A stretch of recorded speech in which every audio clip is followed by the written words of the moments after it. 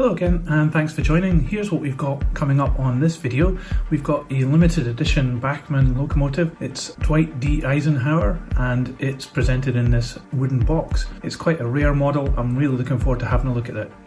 As usual, I got this second hand. Can't really afford to buy brand new models like this, and I'm really lucky to get my hands on this one. So the box is looking very good. It's this really attractive wooden box with a really nice Bachmann plaque up here, which looks as though it's been nailed on. I do actually think it might actually be at a small angle here compared to the rest of the box, so that's a bit of a shame that it's like that. The rest of the box is looking in really good condition. There are a couple of little scratches underneath. I guess this has been on a shelf, but it's not too bad. And overall, this is looking very promising straight from the start. Let's open it up and have a look. So first of all, we've got this certificate which shows number 253 here and the name of the model. It's one of 500 pieces specially produced by Bachmann, and it's got this pretend wax seal here. Don't know why it says sterling silver at the top. It might just be the name of the range or something. On the back of the certificate we have what looks like some additional nameplates that we can put onto this and some numbers. So those are etched metal parts. And they haven't been added to this model, but that's quite nice that they're here. We also have a guarantee, and we've got this exploded view of the model with all the parts and numbers if you want to get any replacement parts. I actually think this is a bit low quality compared to the rest of the paperwork here. I don't know why they didn't print this nicely. Inside the box, the model is held securely in this foam here. It seems to have some extra parts on the side. So the first little bag here has a couple of figures, a driver and a fireman obviously, and it has some other small parts that you can add onto this model. This is actually quite good that the figures are already painted. You get similar models with Hornby and they just supply them in black plastic. These have already been painted, that's really nice. And here we have some additional parts which you can add onto this model. So here we have the model, and wow, what a good looking one this is. I can feel straight away this is a very heavy model. It's obviously made mostly of metal and it really does look quite fantastic. I did a review recently of a similar locomotive to this by Hornby and it had some limitations. It was a much more budget model than this one, but this one really does have so much more extras going for it, and the profile and the look of the model is quite superb. You can see the profile of the front of the locomotive is very nicely done and it has these very well printed numbers here. The painting as well is a combination of blue and black, and the line between them is very crisp as well, so that's really nicely done. And this flash of white and red around the front here, there is a slight bit here where it isn't 100% correct, but it is almost perfect and it's certainly forgivable. There's an added handrail here which is made of metal wire and it's attached with these very delicate and very nicely done little brackets here. This model does have this seam along the top here. I'm not sure if that's prototypical or just something from the moulding, but what really is nicely detailed is the parts around the chimney here and the rivet detail on this panel up here. This hole here is obviously where you fit the whistle, and we saw that in the bag of extra parts. And there's even some detail down inside the chimney. I'm not sure if you can see that in the video, but I can actually see inside this model and see some detail. Now we did see some etched metal nameplates. I wonder if they're just additional replacements for these, but these look really good, and there's a real nice definition between the blue and the black all the way along the edge of the model down here. Further down around the cab you can see that these windows at the front have a silver surround, and there's these extra handrails added on around the cab with the number 4496 down here, and there's some really nice rivet detail around these windows, and the glazing on this one is particularly good and very flush fit. There is a bit of a blemish, maybe a moulding mark down the bottom of the window. Up on top of the cab you can see these extra parts here that have been added in. I think those are metal, and there's really nice rivet detail and features on the top of the roof here. Inside the cab there is some moulded detail on the back of the boiler. It's not very well defined. I've seen other models with better details here, and even additional parts that have been added on inside the cab. And you'll see where the glazing has been fitted into this model. There's an ugly piece of plastic on the roof there. Okay, you wouldn't see that in normal operation, but it could have been done a little bit better, I think. There's also this really bad mark here. I think this actually might be a bit of glue, because underneath there's this added piece that says 253. That's the, I guess, the limited edition number, but it's been glued on and some of the glue has come over into this area here. So that's a real shame. It's actually quite sticky as well. So I'm not sure what's going on there. Maybe the previous owner put that on, or maybe it came from the factory like that, but if it did come from the factory, that's really not very good. So the buffers aren't sprung here, they're just plastic extra parts put on, but they are moulded very nicely.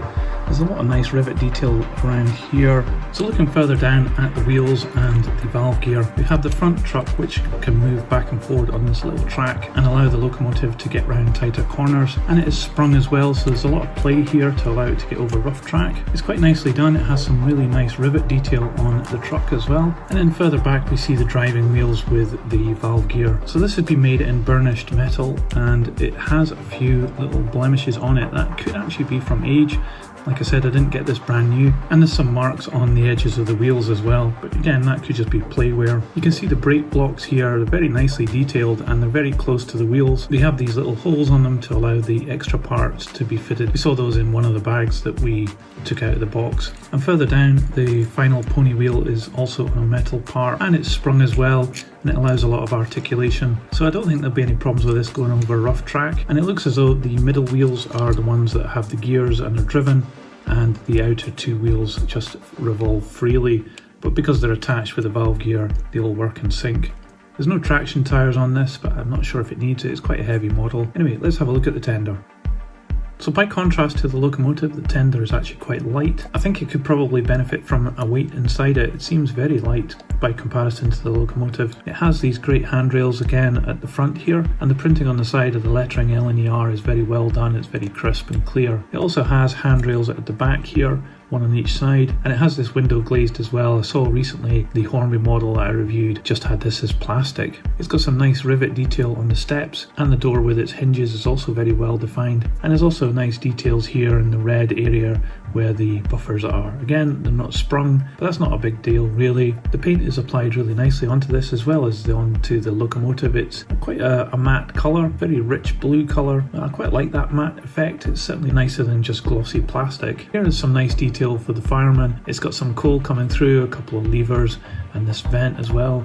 It's just moulded into the one piece of plastic, but it is actually done very nicely. And up top we have a representation of coal. It's not the best representation, but it's not too bad. And other features here at the end of the tender. Down below the bodywork, it has some nice detail here on the moulding for the chassis, and a nice representation of the springs as well. So there's been some great observation of the real one to pick out these details and get all these rivets on here. There's just one coupling at the back here.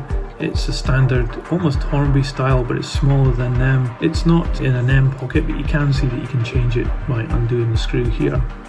And underneath the tender, it's fairly basic. The wheels revolve very freely, but there's no real detail underneath here. The wheels are solid, but they've got this nice red colour with silver edges. So I guess we should see whether we can get this locomotive running or not. Okay, we've got it on a piece of test track. Let's give it a go.